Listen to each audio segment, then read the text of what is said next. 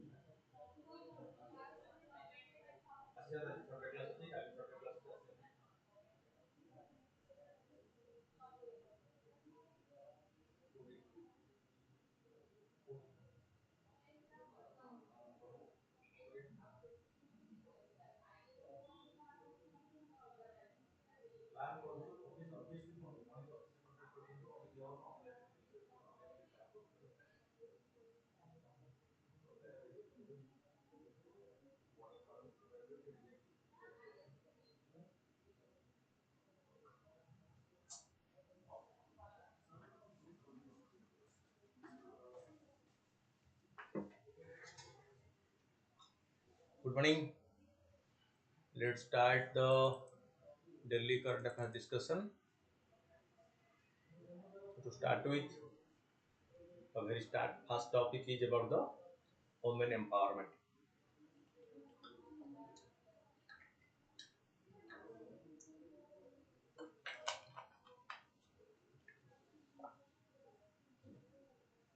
So the news is a day before her appearance in front of the enforcement ED in Delhi in the Delhi liquor policy case, the BRS Bharat Rashtra Samiti leader K Kavita, okay, launched a 6-hour hunger strike on March 10th, seeking early passage of the long pending women reservation bill.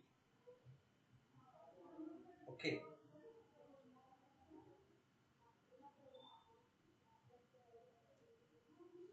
so she has created or she want to take political mileage out of this.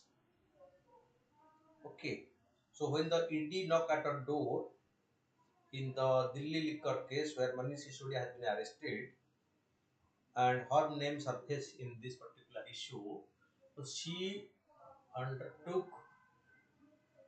a hunger strike, 6-hour hunger strike, okay, for the early passage of the long pending women reservation bill to get some political mileage out of this. Okay, so this is what politics has come down to this level right now. When ED has issued notice to her, so instead of attending the ED notice, so she started doing a political gimmick. Fine.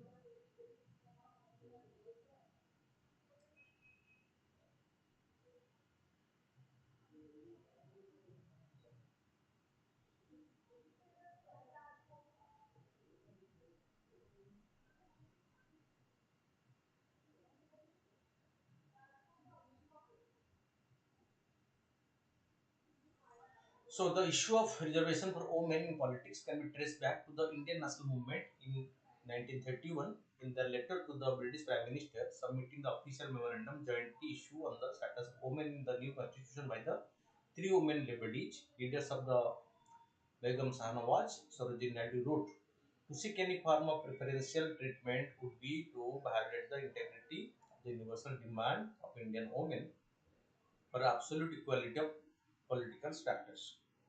Fine. The issue of women reservation came up in the Constituent Assembly debate as well, but it was rejected as being unnecessary. It was assumed that a democracy could accord representation to all groups, including women. There is no need to go for a separate reservation for women. It was realized by the Constituent Assembly will. Fine. That is why the Constituent Assembly told that there is no need to go for a separate reservation for the women because this will automatically come. Okay, this will come automatically. But after so many years, 75 years of independence, still the demand is there that there should be reservation for women. However, in the following decade, it became clear that this was not to be the case. As a consequence, women reservation became a recurrent theme in policy debate. For instance, the Committee of the Status for Women in India, set up in 1971, commented on the declining political representation of women in India. Though a majority within the committee continued to be against reservation for women in legislative bodies, all of them supported reservation for women in local bodies. Slowly, many state government began announcing reservation for women in local bodies like Odisha. We have declared reservation to 50% for women in PRI and the urban local bodies. Odisha is the state where initially it was 33% and right now in Odisha it has been increased to 50% women reservation in the rural local body and urban local bodies. Okay, that is what that means in Odisha. So it is already in the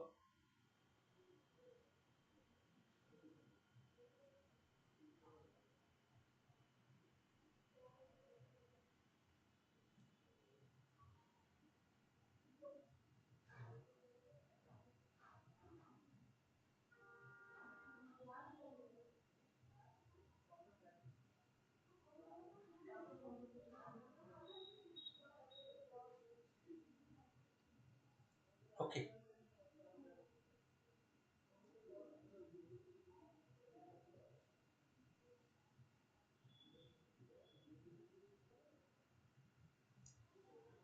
The national perspective plan for women recommended in 1988 that reservation be provided to women right from the level of the panchayat to the parliament. The recommendations paved the way for the historic enactment of the 73rd and 74th Amendment to the Constitution, which mandate all state government to reserve one-third of the seat for women in Panchayat Raj institutions and one-third of the office of the chairperson as well as at all level of the Panchayat Raj institution and the urban local body, both the PRI and the urban local body, there should be reservation for the women. Within these states, one-third are reserved for scheduled caste, scheduled tribe, women. Many states such as Maharashtra, Andhra Pradesh, Bihar, Chhattisgarh, Jharkhand and Kerala have made legal provisions to ensure 50% reservation for women in local bodies, including Odisha. Okay, we have made 50% reservation for the women in the local bodies. But in the reservation bill then, after local body, the next step was to ensure reservation in parliament.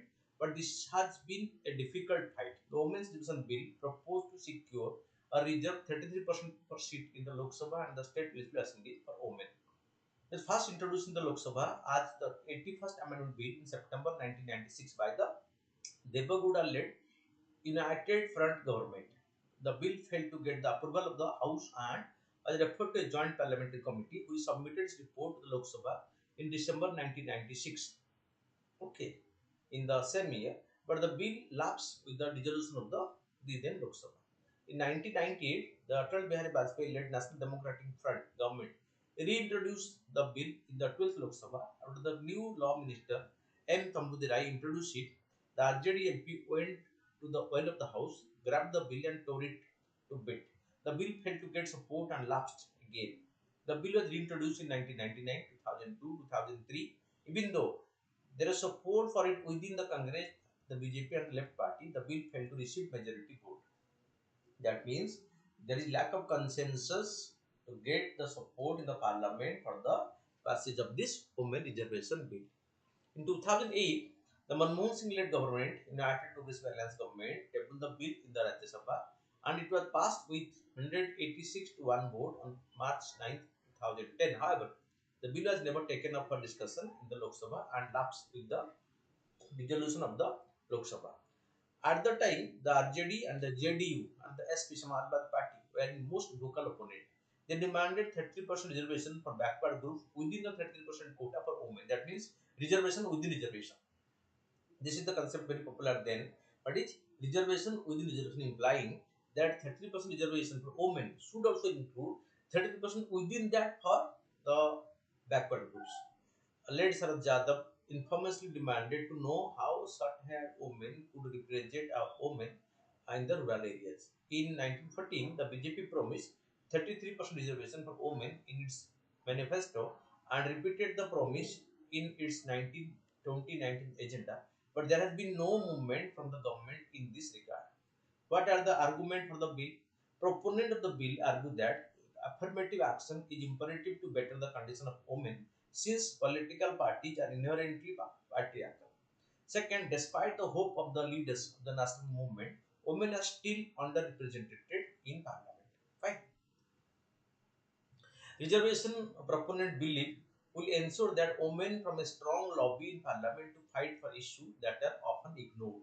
There is now evidence that women as panchayat leaders have scattered social myths, been more accessible than men, control the stranglehold of liquor, invested substantially in public goods such as drinking water, help other women express themselves better, reduce corruption, prohibited nutrition outcomes.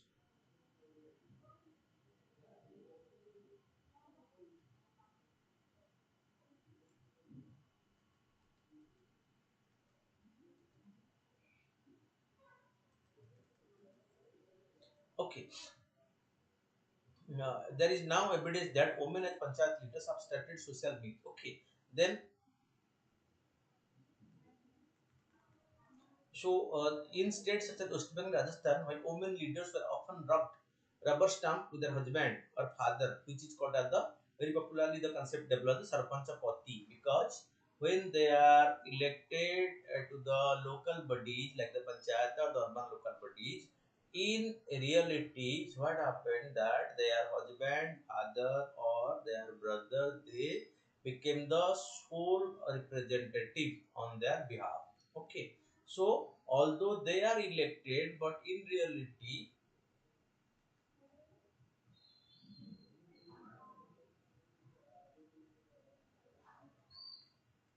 it is not the case. Okay, in states such as West Bengal and Rajasthan, when women leaders are often rubbed stamps in their husbands. Okay, so in their hand, so the popularly the concept comes that Sarpancha Pati. Okay, today India has a high percentage of crime against women. Okay, so low participation of women in the workforce, low nutrition level, and a skewed sex ratio. That means a falling sex ratio. That means so the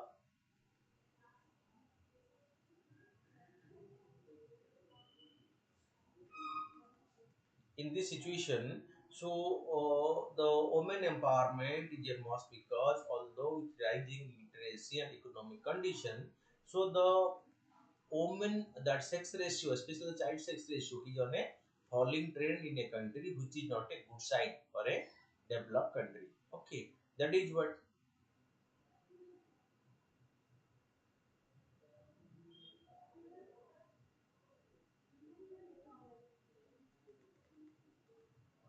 Okay, third, proponents such as Bindra Karat argued that discussion is not about a bill alone.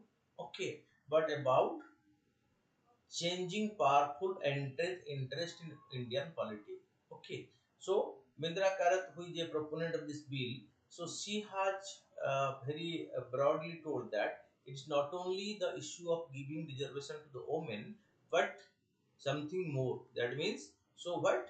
So to promote their interests, so not only give them political representation, that is not a panacea, but so promoting their women interest.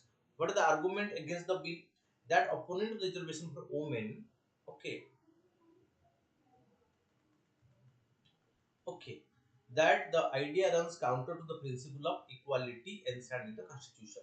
If so, constitution grant equality, then what is the need for giving women reservation? They say that women will not be competing on merit if there is reservation. So they will not be able to compete on merit. Okay, and they say that women will not be able to compete in merit if there is reservation, which could lower the status in the society. So their status in society will be lowered because they will be given reservation and they will not be able to compete equally. And second, women are unlike say a caste group, which means that they are not a homogeneous community. Therefore, the same argument made for caste based reservation cannot be made applicable to the women, because women is not a caste unlike the SC, ST, or SCBC or OBC, where due to the caste based reservation is there. But in the same case, women is not a caste, so they should not be given the reservation based on this particular issue. Okay, third, women interest cannot be isolated from the social, economic, and political strata. Fourth, some argue that reservation of seat in parliament would restrict the choice of voters to women candidates. If it is reserved, so then they have to only think about the women. Okay, so because all the candidates in the constitution women candidates, and the voters have to select between one woman or the other, so that is a choice will be limited. This has led to suggestions of alternative methods, including reservation of women in political parties, okay, and dual member constituency, okay, where constituency will have two MP, one of them being a woman. But the most viable things being projected in the country is if all political parties they select 33% women candidates for contesting election, there is no need to go for a bill being passed. You can take the example of Odisha, because in Odisha that the ruling party decided that so we will send a 33% reservation with that women to the parliament, especially Lok Sabha, and in the last Lok Sabha election, so the ruling party in Odisha they selected, they nominated, or they decided to only give political party ticket to women candidates in one third seat, and all of them are elected to the parliament. Okay, this is a great example where even if there is no consensus in the parliament regarding the women reservation, but in the ruling political party they decide that we will give ticket to one third women candidates in the election. So automatically the issue of this women reservation or women representation in the parliament and the assembly will be resolved without any passage of the bill in the parliament. Okay, but some party have pointed out that even though these may not work, as party may find women candidates in unwinnable seats, or women may contest the election but not get voted to power, or they may get relegated to a secondary role. Okay, so these are the limitations being set, but the issue is that somehow the other, the issue of the demand for women reservation is pending, and it is pending since the day of the Constituent Assembly, but more since the 1990s when the bill was introduced by the or in the parliament. Okay, this is what. Fifth, as men hold primary power as well as key position in politics, some have even argued that bringing women into politics could destroy the ideal family, because so normally politics was considered as the domain of the men, and the women are given the rest of the home and the hearth. Okay, and if the women were equally given a role in the politics, the family will be affected. How many women are in parliament? Only about 13% of the members of Indian Parliament are women, even in the last election, the highest so far. According to the Interparliamentary Union, India has a fewer percentage of women in lower house than in neighboring such as Nepal, Pakistan, Sri Lanka, and Bangladesh. When we presume that ours is a mature democracy, ours is a resilient democracy, ours is a strong democracy, India is India take the credit of being the largest democracy in the world, but the women representation in our parliament is only 14%, and it is less than or below the same level of our neighboring country who are much backward like Nepal, Pakistan, Sri Lanka, and Bangladesh. but we project ourselves as the biggest democracy. But the women reservation, the women representation in parliament is so low that this shows a very poor picture of the situation. Fine. Then moving to the next. Okay, the next topic is about the international affairs, about the AUKUS. Okay, Australia to get nuclear power submarine under the AUKUS partnership. AUKUS is a trilateral group between Australia, UK, and USA. A for Australia, UK for United Kingdom, and US for that United States of America. Okay, so Australia, United Kingdom, and USA recently unveiled plan to provide Australia with conventionally armed nuclear power attack submarine in the early 2030 to counter China's ambitious ambitions in Indo-Pacific. Fine. The arrangement was made through the Australia, United Kingdom, UK, AUKUS enhanced security partnership. This partnership was created to provide, and this partnership aimed to provide nuclear power submarine and submarine technology to Australia. So this Indo-Pacific can be better guarded by Australia. However, the okay, under this deal, United States intend to sell Australia three US Virginia class nuclear power submarine built by the General Dynamics in the early 1930, with an option for Australia to buy two more if needed. So under this, so USA will provide nuclear power submarine to Australia. Three submarines will be provided, and if there is a need, Australia can purchase two more. However, the multi-stage project will culminate with the British and Australian production and operation of new submarine class SSS, of course, a trilateral developed vessel with the best technology and capability of all three countries. Fine. That is why, so this is right now being discussed. China has reacted strongly to the naval deal. Its foreign ministry accused the three nations of walking further and further down on the path of of error and danger. Okay, because this is directly a threat to China. That's why China has reacted sharply to this particular AUKUS deal. AUKUS deal between Australia, UK, and USA for this nuclear submarine deal with us that provide nuclear power submarine to Australia. It is opposed by China because China projected this as it will imbalance the power and may create that threat perception. China has reacted strongly to the naval deal. Its foreign ministry accused the three nations of walking further and further down the path of error and danger. That means they are again endangering the global security in general and the Indo-Pacific region in particular. What is AUKUS? AUKUS is a 2021 defense deal between Australia, UK, and US. So, which was struck to help Australia deploy nuclear power submarine in the Pacific region. Officially, the deal was made to emphasize upon the countries' shared commitment to a free and open Indo-Pacific region. Okay, effect it seek to combat Chinese ambition in the region. Okay. China has been an aggressive player in the South Pacific and Indian Ocean, staking terrorism claim across the resource-rich region, which also hosts some of the world's busiest shipping lanes. Okay, so China's increasing aggression against Taiwan and in the South China Sea has been a particular note. While China's territorial ambition have elicited strong reaction from across the West, Australia's a traditional center of influence in the Pacific has been most directly impacted because Australia's impact in this domain or Indian Ocean region is on a falling path. That's why they want to empower Australia to this particular deal. Crucially, unlike Australia, China has multiple nuclear capable submarines. That is why, so this deal want to give this option.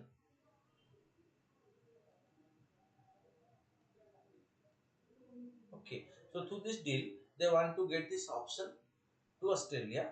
Okay,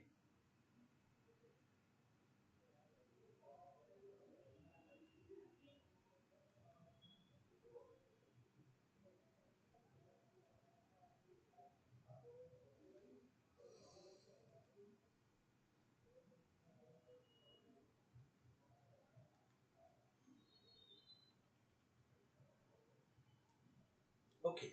China has been aggressive player in the South Pacific and Indian Ocean, staking territorial claim across the resource-rich region. Okay, which also hosts some of the world's busiest shipping lanes. China's increasing aggression against Taiwan and the South China Sea have been a particular note.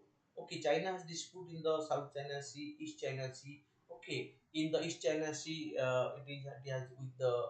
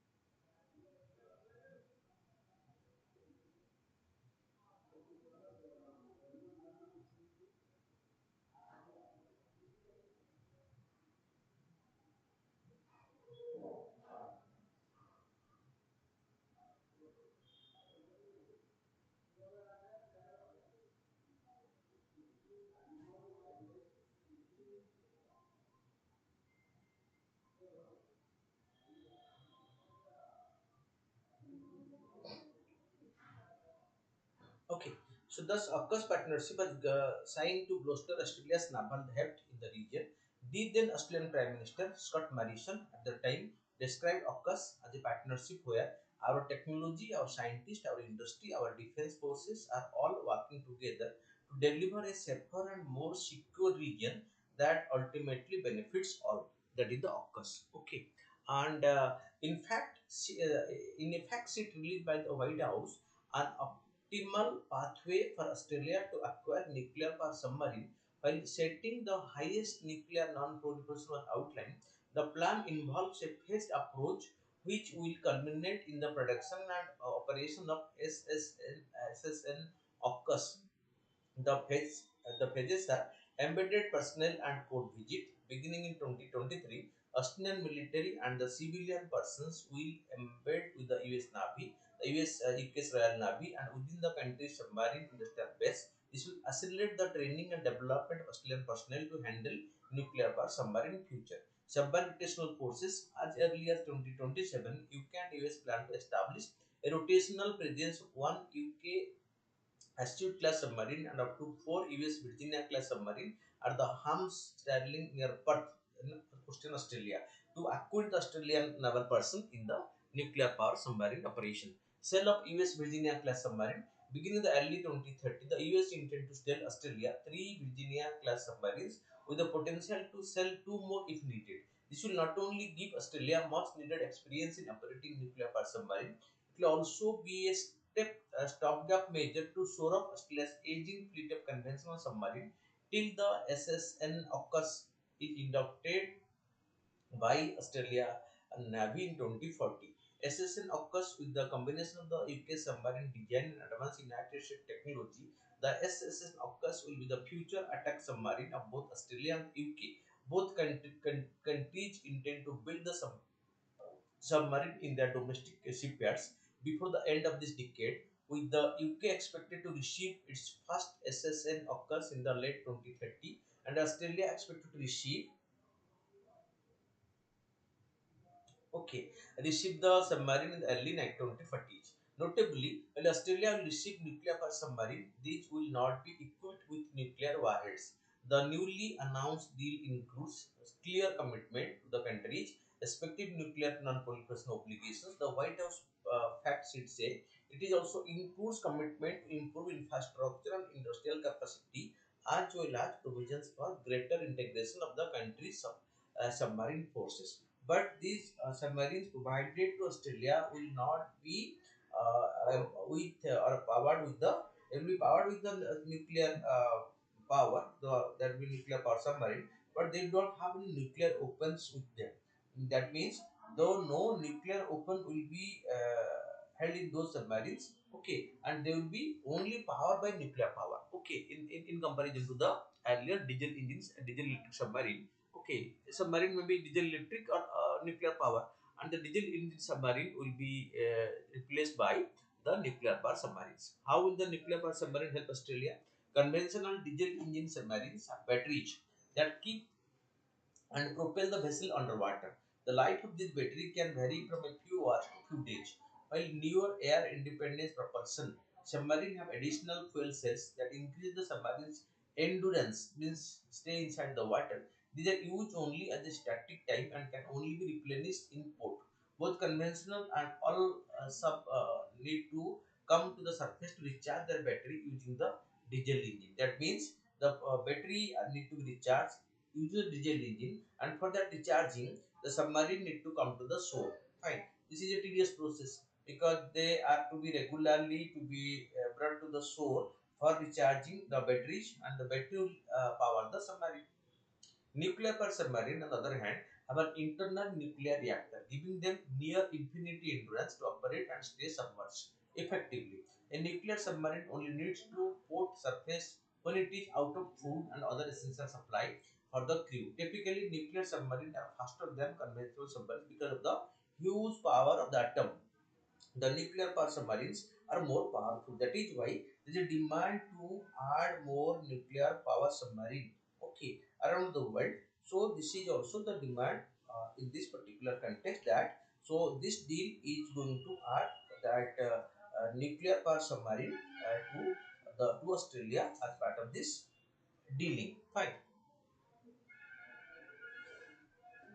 Then this allows them to reach far out into the ocean and launch attack on the enemy, an important capability for blue water navy, means stronger navy. Virginia class submarine and the SSN AUKUS will give the Royal Australian Navy the capability to go into the South China Sea to protect its asset and conduct patrols, a capacity which is currently does not possess. So, to venture to South China Sea, Australian submarines need nuclear power because conventional diesel electric submarine cannot go to that distance to protect Australian interest in the South China Sea. And if this nuclear power submarine is provided, then Australian Navy will be able to venture to South China Sea to protect its own interest. Right. Then the third topic we need to discuss is the smart city mission. The NDA government has declared the smart city program, and in this issue, the government has selected 100 cities around the country which are to be developed to international urban infrastructure. That is smart city. Smart city is a mission by the government under which the central government want to develop 100 cities in India to international standard urban infrastructure, and that is what the smart city mission was launched. And this is a cooperation between the central government, the state government, and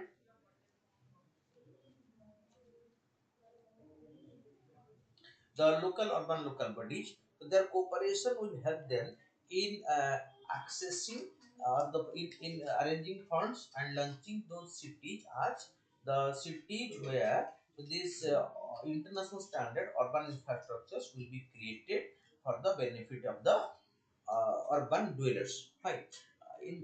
The June 2023 deadline of completing the smart city mission approaches. Okay, by June 2023. So the smart city mission it will be completed in the first phase. Government has asked 20 of the worst performing cities, once that have been completed the QS project and the mission, to buck up. Among the largest, the laggards are 6 cities from the northeast, 5 union territories, and 3 state capitals. The cities have been instructed and offered guidance to complete the project within the stipulated time frame. What is the Smart City Mission? The Smart City Mission is an initiative of the Indian Housing and Urban Affairs Ministry that was launched by the Prime Minister of India on June 25th, 2015. Cities across the country were asked to submit proposal for project to improve municipal services and to make their jurisdiction more livable. Between January 2016 and June 2018, when the last city, Shillong, was chosen, the first it was Bhubaneswar and last was Ceylon. Okay, the ministry selected 100 cities for the mission over the first fifth round. Over the 5th round competition, 100 cities were selected, and the first selection Odisha's Bhubaneswar find the name, and in the further selections, so the Raurkela from Odisha has also been added in the list. So two cities from Odisha, like Bhubaneswar, the capital city, and Raurkela, the steel city, have been added in the smart city mission. And similarly, 100 cities around the country have been enlisted under the smart city mission.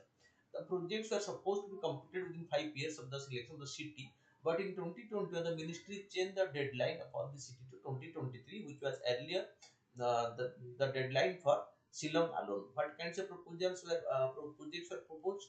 After the ministry gave broad guidelines to the participating cities, the project proposals range from making certain stretches of the road more accessible and pedestrian friendly to more capital intensive one like layering water pipelines and constructing sewage treatment plants.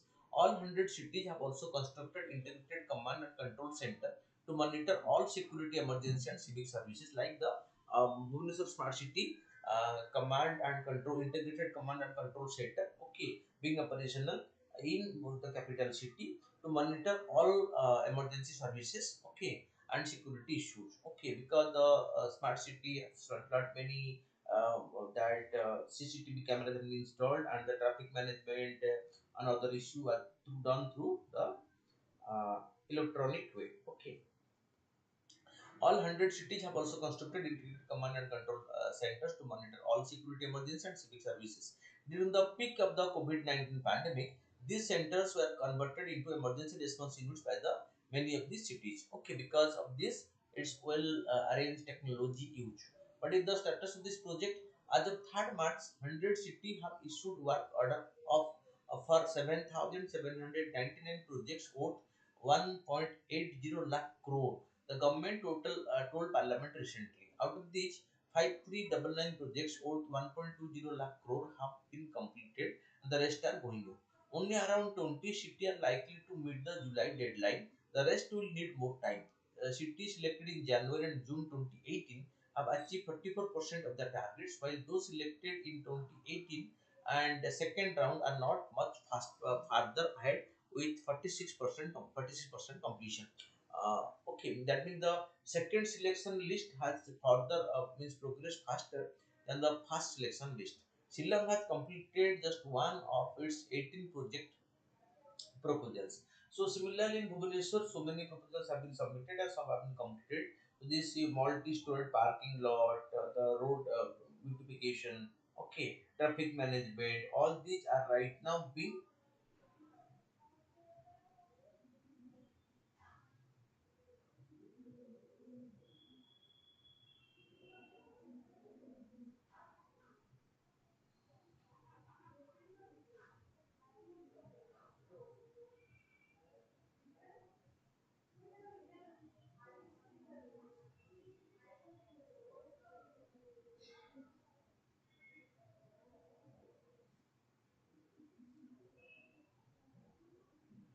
okay. So that is what although the city target date is going to be lapsed, so but they have not been completed. So the that is being intimated to Parliament because here the central government gives fund, the state government gives fund, and the local urban local body they also mobilize fund to complete this particular project, and it needs all their cooperation of the all the three segments to make the program complete. Okay, if it is not coming, then it will be very difficult. Okay, okay. Then comes the McMahon line. Two United US senators, a Republican and a Democrat, have introduced a bipartisan resolution in the upper house. Okay,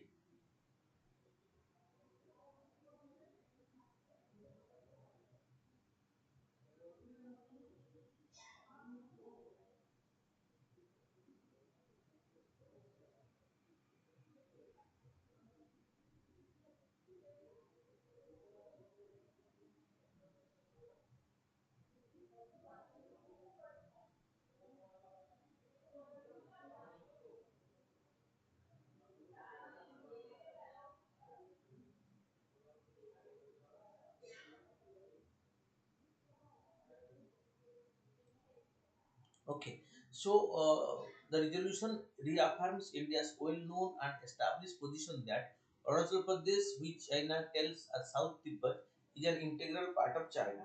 Fine.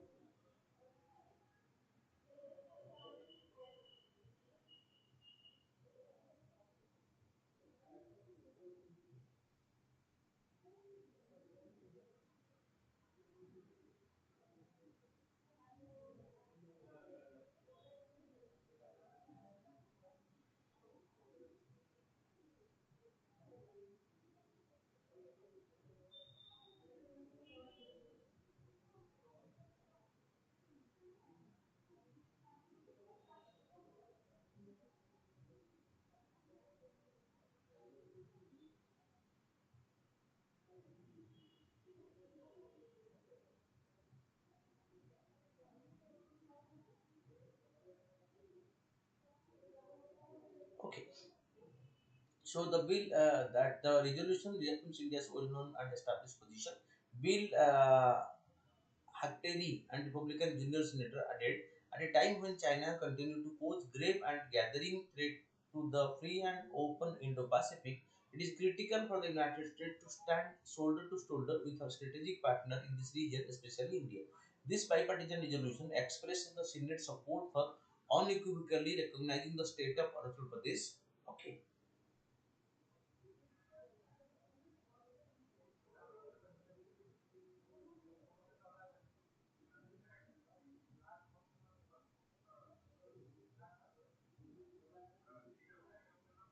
Okay, so this bipartisan resolution expressed the Senate's support for unequivocally recognizing the state of Arunachal Pradesh as an integral part of India, condemning Chinese military aggression to change the status quo along the line of actual control, and further enhancing the US-India strategic partnership and the word in the support of free and open Indo-Pacific. Fine.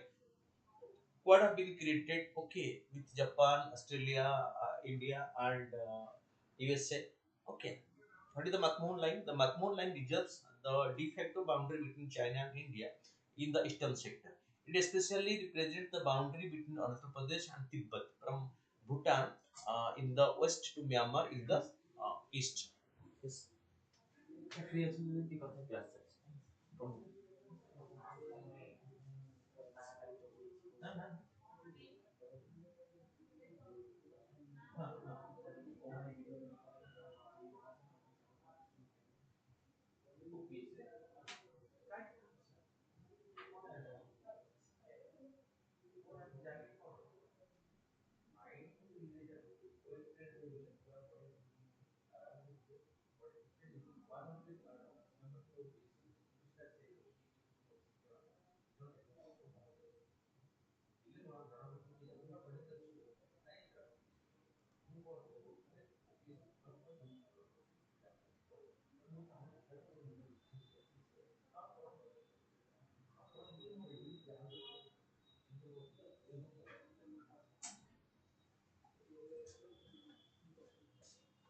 Fine. Okay. So China has historically disputed the boundary and claimed that the state of Andhra Pradesh as part of the Tibet Autonomous Region. The McMahon line was drawn during the Simla Convention of 1914, officially described as the convention between Great Britain, China, and Tibet. China, because during that period, so India was ruled by the.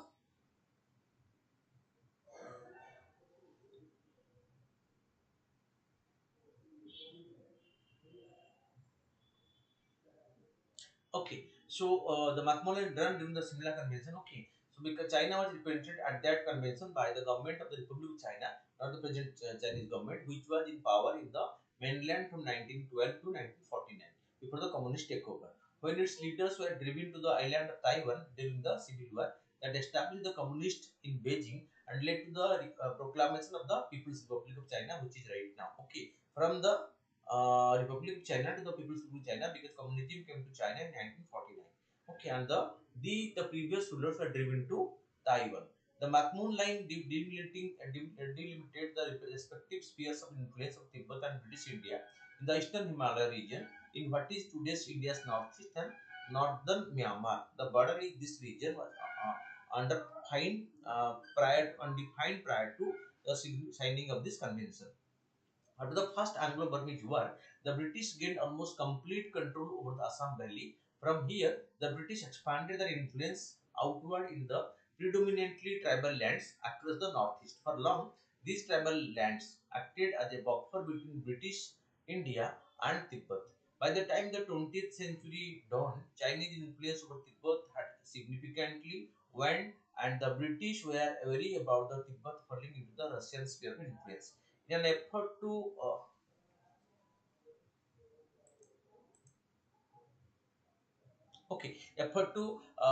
preclude Russian influence, the British led an expedition to Tibet and signed the Convention of Lhasa in 1904.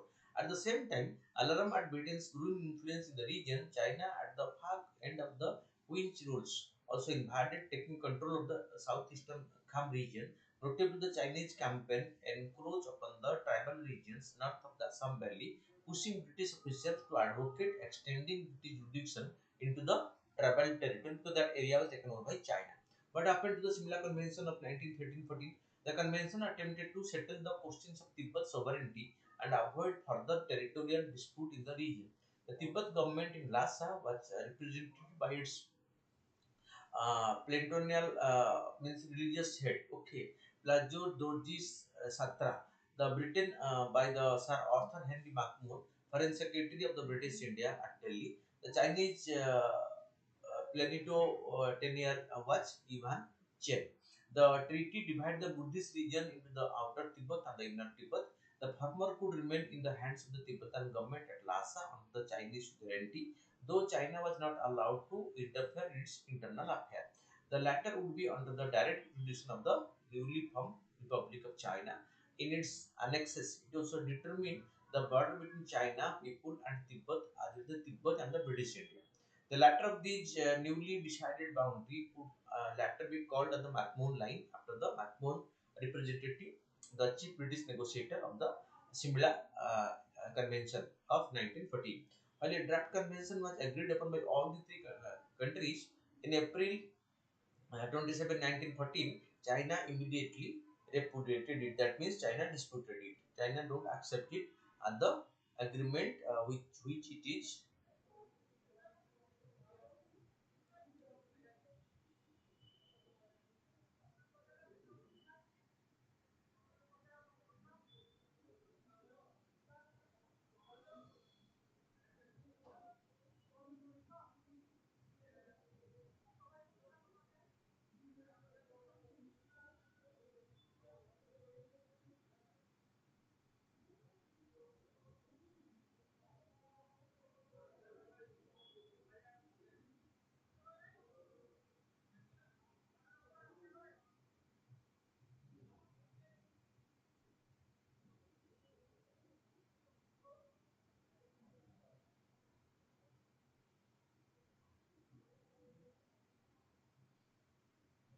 Okay, the the treaty divided the Buddhist region into outer Tibet and the inner Tibet. The latter of these newly decided boundaries would later be called the McMahon Line in name of the that British representative. Okay, the British chief negotiator. That's called the McMahon Line. So it is called generally it is called the dividing line between India and Tibet, not India and China. But subsequently it was taken as the when Tibet became part of China, so it became that this is the line between demarcation line between India and China. The final convention was only signed by the McMahon on behalf of the British government and the Shastra on behalf of Lhasa. Ivan Chen did not consent to the convention, arguing that Tibet has no independent authority, okay, and authority to enter into international agreements. However, the border between British India and the China decided, okay,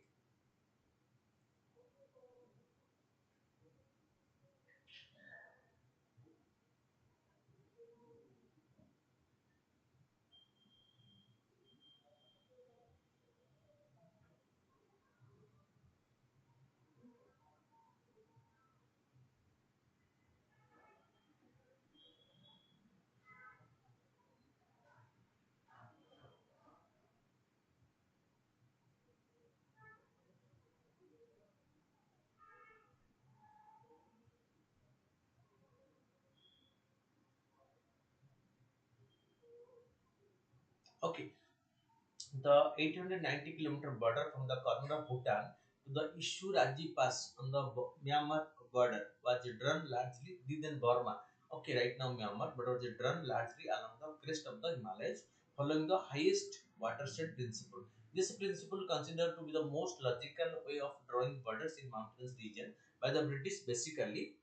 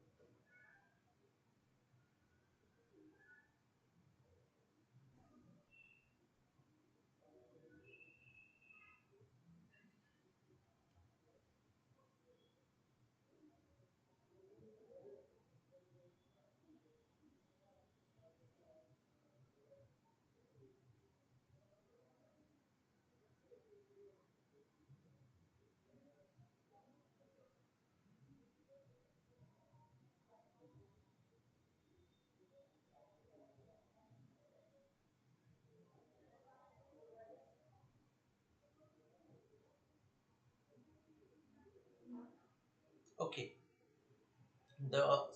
however, exceptions were made. Notably, Taiwan, which would have been a part of the Tibet, had this principle been uniformly implemented, was included in the British India due to its proximity to the Assam Valley. As the War of 1962 could show, capturing Taiwan would give an invading Chinese army easy access to the valley in the south, affirming McMahon's decision to include Taiwan under the British jurisdiction. This inclusion was contested by the Tibet for years, even though the border remained porous and Lhasa still held some sway in the region. That means,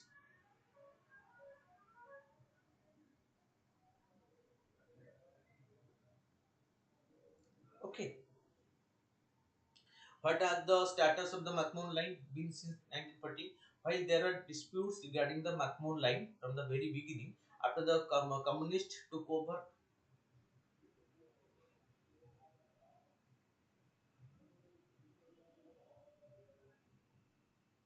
Okay, so communist power they pulled China out of the international agreement, and because they thought their regime had changed, communist has come to power. So all the previous agreements signed with the previous regime will not be enforced by the present regime, called the unequal treaties that has been imposed on it during its century of humiliation and demanded a renegotiation of all its borders. During the 1962 Sino-Indian War, China was able to quickly overpower India and make deep inroads into the Indian territory across the McMahon line.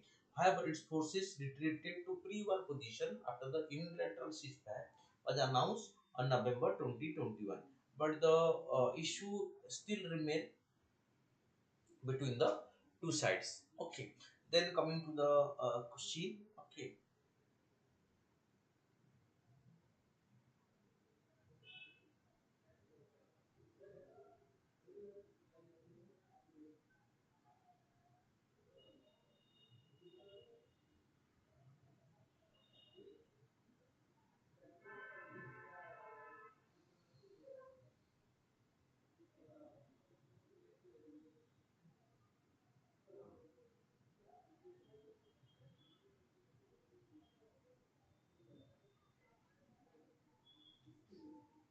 Okay, so India's relation with West Asia, which it regards as its extended neighborhood, have undergone a transformation in the last few decades. Comment: the strategic location of the Middle East and Indian multiple linkages from the past to the present make it immensely important for India's pursuit of power. India shares historical relations with West Asia and has huge economic, energy, political, security, and strategic stake in the region. While during the last decade, the Arab unrest brought considerable challenges to India, India's policy in the region, India has preserved in its engagement and has been successfully navigating the turbulence in the Arab world. Okay, so India shift from the strategic restraint to strategic recalibration in the West Asia.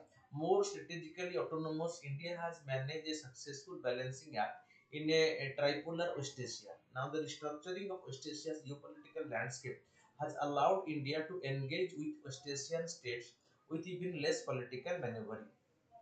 In 2019, India voted in support of Israel, at the UN Economic and Social Council deny observer status to a Palestinian human rights organization named the Sahid.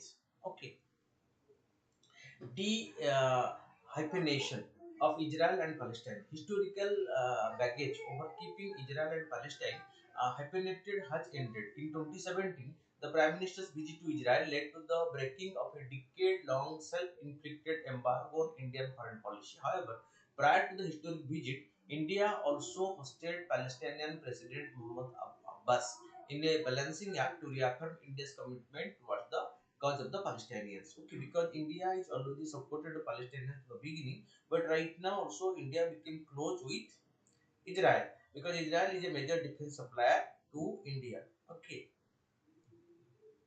from idealism to pragmatism, Indian foreign policy has changed from the ideologically driven.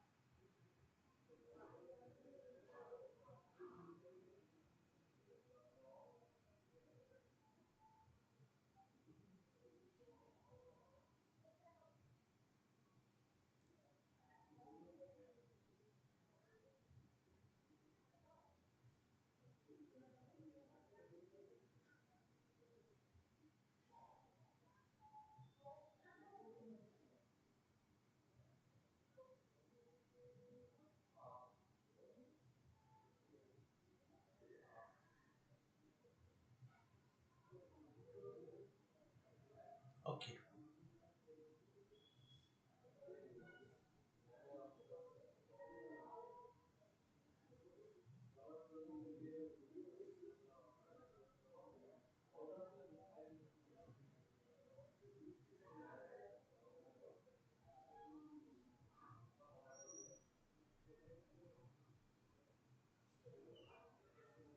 okay.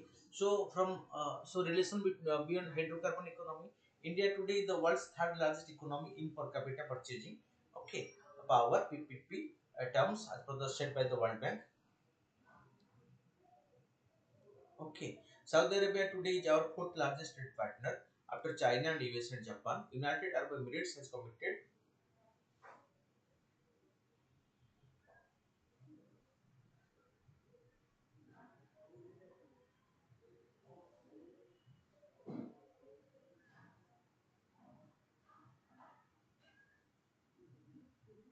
Okay. So, fourth largest trade partner after China, US and Japan. The United Arab Emirates has committed investment of 100 billion in India in manufacturing infrastructure and different services sectors. Fine.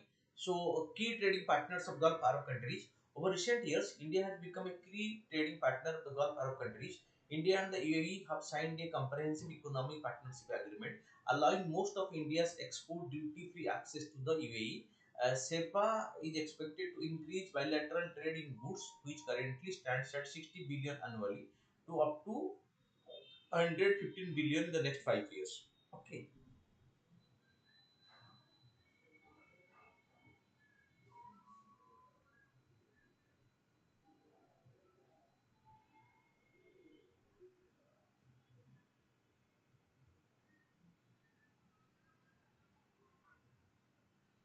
Okay.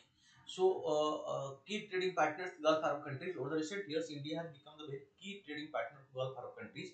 India and UAE have signed a comprehensive economic partnership agreement, allowing most of India's export duty-free access to the UAE. SEPA is expected to increase bilateral trade in goods, which currently stand at 60 billion annually, to up to 105 billion, means double it.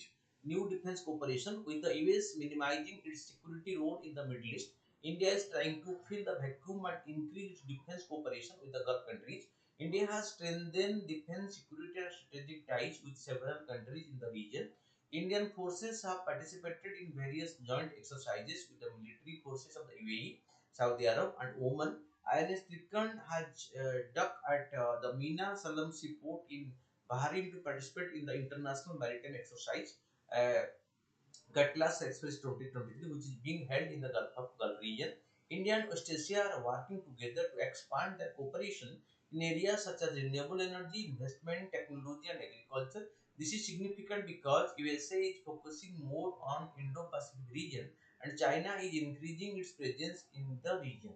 India should pursue the path of multilateralism and work with other countries to become.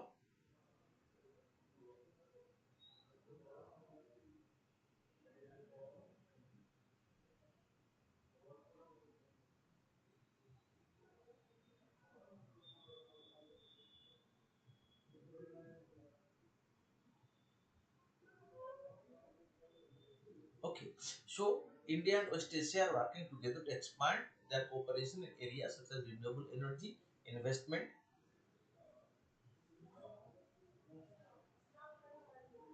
Okay, so investment and agriculture, investment, technology, and agriculture. This is significant because USA is focusing more on the Indo-Pacific region, and China is increasing its presence in the region. India should pursue the path of multilateralism and work with other countries to become a credible power in the region. Fine. So then coming to the MCQs of the day, consider the following statement with reference to the McMahon line. McMahon line defines border between India and Tibet, now autonomous China. Similar after 1915, which decided the McMahon line was signed by Henry McMahon, the then Governor General. No, it is wrong. It is not a Governor General. McMahon line is accepted as legal border by India, while China rejected. 1 and 3 are correct. That means answer is A. Because 2 is incorrect. Issue Raji Pass, sometimes seen in news, is between which of the two countries? It will be between China and Myanmar. Then Burma, present Myanmar. Then with reference to Smart City Mission, consider the following statement. This is a centrally sponsored scheme. So it is centrally sponsored scheme. Fine. So in which central government will only give 500 crore. So there is no standard definition of or template of a smart city. Okay. The implementation of the mission is the city level will be done by the urban local body, which the state are correct. Okay. So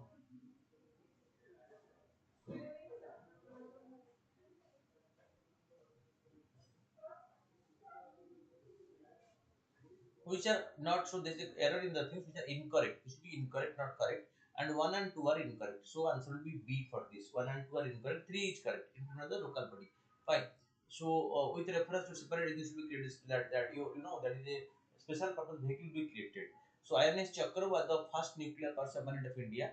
Okay, INS Chakra. Okay. So this is correct. And India is the only country outside the P5 to possess nuclear power submarine. So it is also correct, both 1 and 2. Then consider the Indian Parliament has a fewer percentage of women in the lower house than its neighborhoods such as Nepal, Pakistan, Sri Lanka, and Bangladesh. That is correct.